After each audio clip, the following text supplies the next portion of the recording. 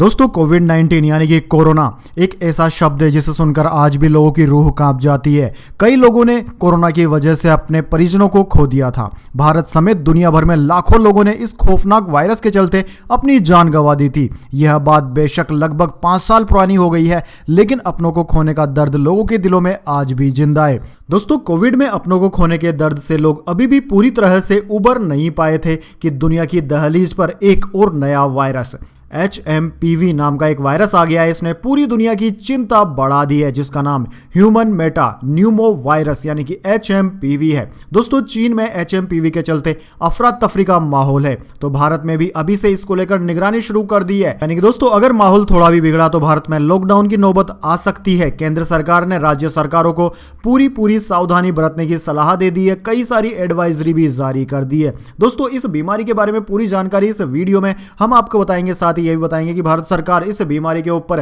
क्या क्या कदम उठा रही है और आपको क्या क्या कदम उठाने चाहिए। यह सारी बातें इस वीडियो में आपको देखने को मिल जाएगी, तो वीडियो को बिल्कुल भी बंद नहीं करिएगा, पूरा वीडियो देखिएगा, क्योंकि दोस्तों कोरोना की तरह एक और नया वायरस आपको परेशान करने के लिए आ गया है। वीडियो में आगे बढ़े उससे पहले मैं आपसे रिक्वेस्ट करना चाहता हूं कि अगर आपने हमारे YouTube चैनल को सब्सक्राइब नहीं किया है तो अभी सब्सक्राइब कर लीजिए और बेल आइकन दबा लीजिए और वीडियो को एक प्यारा सा लाइक भी जरूर दीजिए, क्योंकि दोस्तों हम आपके लिए बहुत मेहनत करते हैं।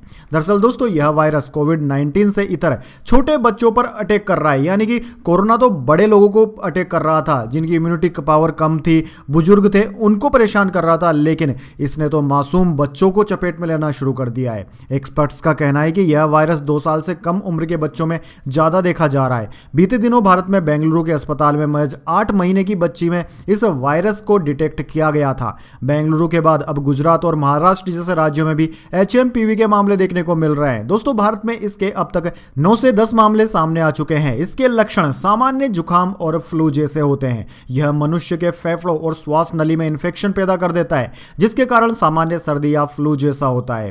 पहले से ऐसी बीमारियां या एलर्जी से ग्रस्त लोगों में इस वायरस का संक्रमण होना बेहद आम बात है। यह बात किसी से छिपी नहीं है कि छोटे बच्चे सर्दी जुकाम जैसी सामान्य बीमारियों की चपेट में जल्दी आ जाते हैं। ऐसे में बच्चों में इस वायरस का फैलना बहुत ही ज्यादा नॉर्मल है। दोस्तों भारत में ही नहीं, चीन में भी HMPV वायरस के ज्यादातर मामले बच्चों में देखे जा रहे हैं। चाइना में तो हालात बहुत ही ज्यादा खराब हो चुके हैं। वहां पर अस्पतालों में लाइनें लगी हुई है, भीड़ लगी हुई है, लोगों को बेड तक नसीब नहीं हो रहे हैं। ऐसे में आपको अभी से सतर्क होने की जरूरत है, क्योंकि आने वाले समय में भारत में भी ऐसी स्थिति आ सकती है। क्योंकि शुरुआत में कोरोना के वक्त भी सबसे ज्यादा तबाही चीन में मची थी। उसके बाद में चीन ने तो अपने आप को संभाल लिया, लेकिन पूरी दुनिया में तबाही जमकर मची थी। अब दोस्तों बात करते हैं कि यह वायरस बच्चों के साथ साथ और ऐसे कौन से लोग हैं जिनके लिए जोखिम खड़ा कर रहा है। दरअसल दोस्तों रिपोर्ट्स की माने तो 5 साल से कम उम्र के बच्चे, शिशु और वृद्धों में इस वायरस से संक्रमित होने का खतरा ज्यादा है। इसके साथ ही कमजोर इम्यूनिटी वाले लोग, अस्थमा या फिर COPD यानी कि सांस की समस्याओं वाले लोगों को भी HMPV वायरस का खतरा ज्यादा है।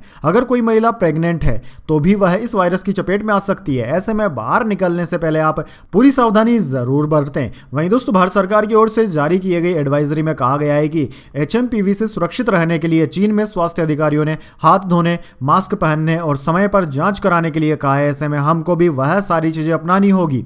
ऐसे में आप अपने हाथों को साबुन और पानी से कम 20 सेकंड तक धोएं।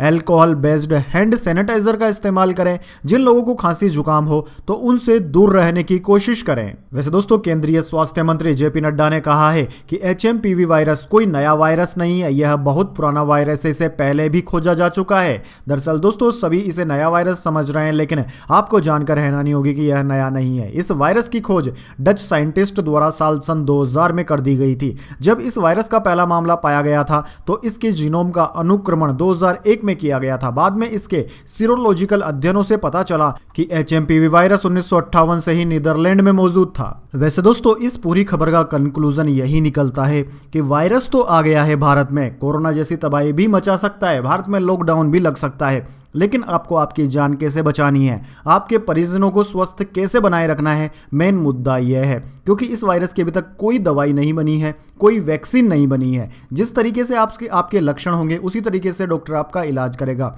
ऐसे में बचाव ही सावधानी है, बचाव ही इससे इलाज है। यानी कि जितना आप इस वायरस से बच सकते हैं उतना बचिए, क्योंकि यही इसका इलाज है। उम्मीद है दोस्तों आपको हमारी यह रिपोर्ट पसंद आई होगी। अगर वीडियो पसंद आई तो वीडियो को लाइक कर दीजिएगा और चैनल को सब्सक्राइब कर बेल आइकन जरूर जरूर से दबाइएगा और हर रोज काम की खबरों के लिए आप हमारे यूट्यूब चैनल को सब्सक्राइब करके बेल आइकन जरूर दबा लें। धन्यवाद। वंदे मातरम। जय हिंद।